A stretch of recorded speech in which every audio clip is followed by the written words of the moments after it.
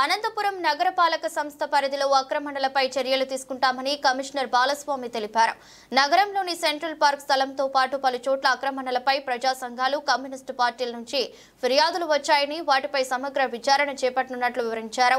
అంతేకాకుండా town planning పై ఎక్కువగా ఆరోపణలు ఉన్నాయని, ఈ విభాగం మీద ప్రత్యేకంగా దృష్టి సారించినట్లు తెలిపారు.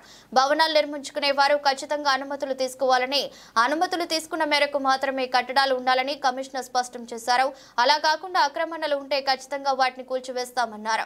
చిన్న చిన్న వాటికి జరిమానాలు ఉంటాయని, అయితే పూర్తిగా నిబంధనలకు విరుద్ధంగా చేసిన వాటి మీద చర్యలు తప్పవన్నారు. ప్రతిరోజు చెత్త సేకరణ ఇంటింటా జరుగుతుందని, కొన్ని దుకాణాల వద్ద ఉదయం రాగానే చెత్తంతా రోడ్డు మీద పడేస్తున్నారని, ఇది ఎంతమాత్రం సరికాదన్నారు. ప్రజలు సహకరించినప్పుడే పరిశుభ్రత సాధ్యమవుతుందని, మరోవైపు పలు విద్యా సంస్థలు, ఇతర వ్యాపార సంస్థల వారు ఎక్కడ పడితే అక్కడ పోస్టర్లు అతికిస్తున్నారని, ఇది ఏమాత్రం సరైన చర్య కాదన్నారు. ఇలా చేసిన వారిపై చర్యలు ఉంటాయని కమిషనర్ హెచ్చరించారు. నమస్కారం. అనంతపురం నగరపాలక సంస్థ పరిధిలో ఏవైతే దీర్ఘకాలికంగా సమస్యలుగా ఉన్నాయో వాటిపైన ప్రజా సంఘాలు కానివ్వండి, అదేవిధంగా కొన్ని రాజకీయ పార్టీలు రిప్రజెంటేషన్స్ ఇస్తూ ఉన్నారు. వీటిల్లో భాగంగా ఏదైతే సెంట్రల్ పార్క్లో అనాథరైజ్డ్ ఎంక్రోచ్మెంట్స్ కానీ అదేవిధంగా అనాథరైజ్డ్ కన్స్ట్రక్షన్స్ ఉన్నాయో ఈ అంశాలపైన, అదేవిధంగా పట్టణంలో టౌన్ ప్లానింగ్ అంశాలకు సంబంధించి ఎక్కువ రిప్రజెంటేషన్స్ రిసీవ్ చేసుకోవడం జరుగుతూ ఉంది. వీటిపైన సమగ్రమైన విచారణ చేయటం జరుగుతుంది. సర్వేలు నిర్వహిస్తాము, చట్ట ప్రకారం చర్యలు కూడా తీసుకుంటామని మనవి చేస్తూ ఉన్నాం. ఇదే సందర్భంలో ప్రజలకి, అదేవిధంగా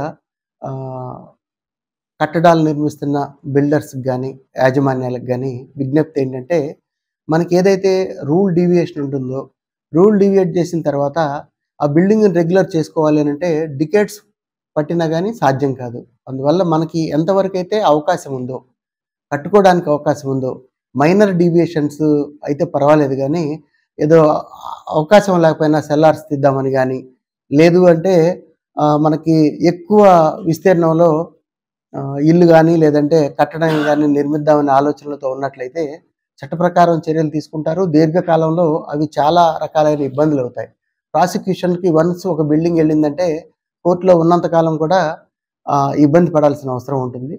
అందువల్ల దయచేసి ప్రతి ఒక్కరికి విజ్ఞప్తి చేసేది, రూల్స్ను పాటించండి. టౌన్ ప్లానింగ్ రూల్స్ ఏవైతే ఉన్నాయో వాటి పరిధిలోనే చేసుకునేలా చూడండి.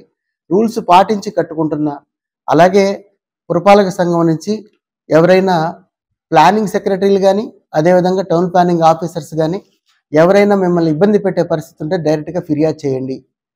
పురపాలక సంఘం ఏదైతే నగరపాలక సంస్థ పనిచేస్తుంది ప్రజల సర్వీసెస్ కోసం, వాళ్ళకి ఏవైతే మౌలిక సదుపాయాలు కల్పించాలని కానీ, అలాగే పరిమితులు కానీ, అలాగే పర్మిషన్స్ కానీ ప్రాపర్గా ఇవ్వాలన్న ఉద్దేశంతో నగరపాలక సంస్థ పనిచేస్తుంది.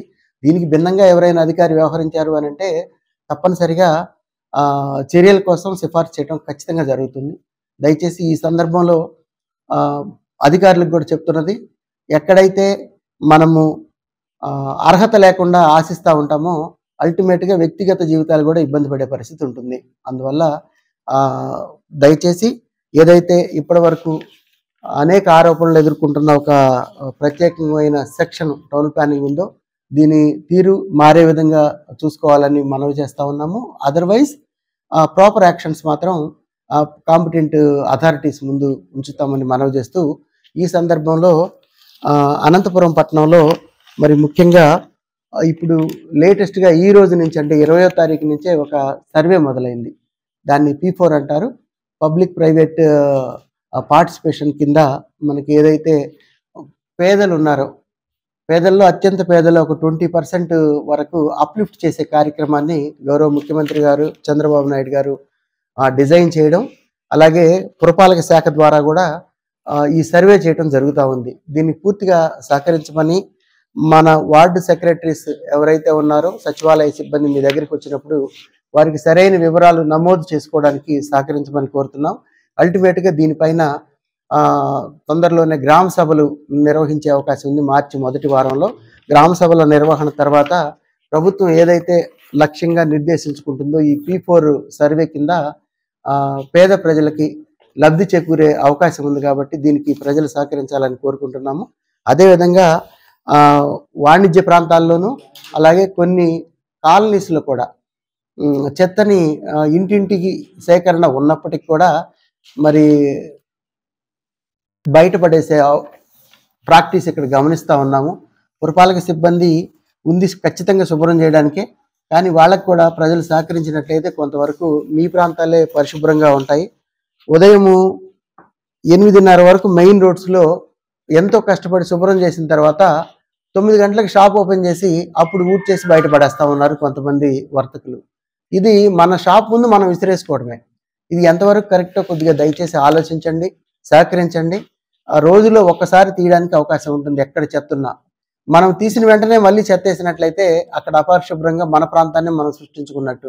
మీ అవేర్నెస్, ఆ సివిక్ సెన్స్ మీదనే పట్టణ పరిశుభ్రత ఆధారపడి ఉంది కాబట్టి ఖచ్చితంగా పురపాలక సంఘ సిబ్బంది, ప్రజారోగ్య సిబ్బంది పనిచేస్తారు.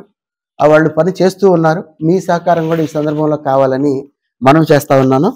ఇక పోస్టర్స్, డివైడర్స్ని అందంగా మనము ఏదైతే రంగులతో సహా పెయింట్ చేసుకున్నామో వాటిపైన కూడా ట్యూషన్స్ చెప్పబడను, లేకపోతే రకరకాలైన మతపరమైన విషయాల్ని ఎట్లంటే అట్లా విచక్షణ లేని విధంగా పోస్టర్స్ పెడతా ఉన్నారు. దీనికి defacement of public property act అని ఉంది. అవసరమైతే దాన్ని వినియోగించైనా ప్రాసిక్యూషన్కి పెట్టడం జరిగిద్దండి. 1-2 సార్లు అంటే వీళ్ళు అర్ధరాత్రి పూట రావడం, ఎక్కడో ఒక ప్లేస్ని డివైడర్ని ఎంచుకోవడం, అలా అతికించి వెళ్ళిపోవడం జరుగుతూ ఉంది. ఎవరైతే ఆ ఇన్స్టిట్యూట్స్ ఉన్నాయో అతికించిన ఇన్స్టిట్యూట్స్ అడ్రస్లు ఉంటాయి కాబట్టి దాన్ని బేస్ చేసుకొని కేసులు నమోదు చేయడం జరుగుతుంది. పట్టణాన్ని అందంగా ఉంచుదాము. ఇది ఏ ఒక్కరు ప్రచారం చేసుకోవడానికి వ్యతిరేకం కాదు మున్సిపాలిటీ, బట్ దానికి ఒక ప్రాపర్ ఛానల్ ఉండాలి కాబట్టి, ప్రాపర్ ప్రాక్టీస్ ఉండాలి కాబట్టి డివైడర్స్ పైన పోస్టర్స్ని అనుమతించాం. అట్లా ఎవరైనా అతికించినట్టయితే, అతిక్రమిస్తే చట్టపరమైన చర్యలు తీసుకుంటాము. దానికి defacement of public property act ఉంది, చాలా తీవ్రమైంది. దాని కింద కేసు నమోదైనట్లయితే మళ్ళీ ఇబ్బంది పడే అవకాశం ఉంటుంది. దయచేసి మీ అందరికీ రిక్వెస్ట్, పోస్టర్స్ అతికించకుండా సహకరించమని కోరుతూ ఉన్నాం. అలాగే కొన్ని సినిమా హాల్స్ వాళ్ళు కూడా ఆల్రెడీ బాగా ఉన్న వాటిని ఈ పోస్టర్స్ అతికించేసి ఇబ్బంది పెడుతూ ఉన్నారు. దానికి ఒక అవగాహన సదస్సు కింద మున్సిపల్ హెల్త్ ఆఫీసరు అలాగే ఎన్విరాన్మెంటల్ ఇంజనీర్ కూడా తొందరలో వాళ్ళకి చేయబోతూ ఉన్నారు. ఆ తర్వాత కూడా అలాంటి ప్రాక్టీస్ ఏదైనా చేస్తే చర్యలు ఉంటాయని మనవి చేస్తూ, అనంతపురం నగరం అందమైన నగరం. ఇక్కడ ప్రశాంతమైన జీవనం కొనసాగించుకోవాలంటే మనం కొన్ని మంచి ప్రాక్టీసులు చేద్దాం. అటు పోస్టర్ ఫ్రీ అనంతపురం కింద ఉండాలన్నా, గార్బేజ్ ఫ్రీ సిటీ కింద మనం తయారు చేసుకోవాలన్నా, జీరో గార్బేజ్ సిటీ కింద మలుచుకోవాలన్నా మీ సహకారం అవసరం కాబట్టి మిమ్మల్ని అభ్యర్థిస్తూ ఉన్నాము, ప్రజలందరినీ. అదేవిధంగా వివిధ సంఘాల వాళ్ళని కానివ్వండి, అదేవిధంగా మన ప్రజాప్రతినిధులు ముందుకు తీసుకెళ్లాలని మనం చేస్తాం. Thank you.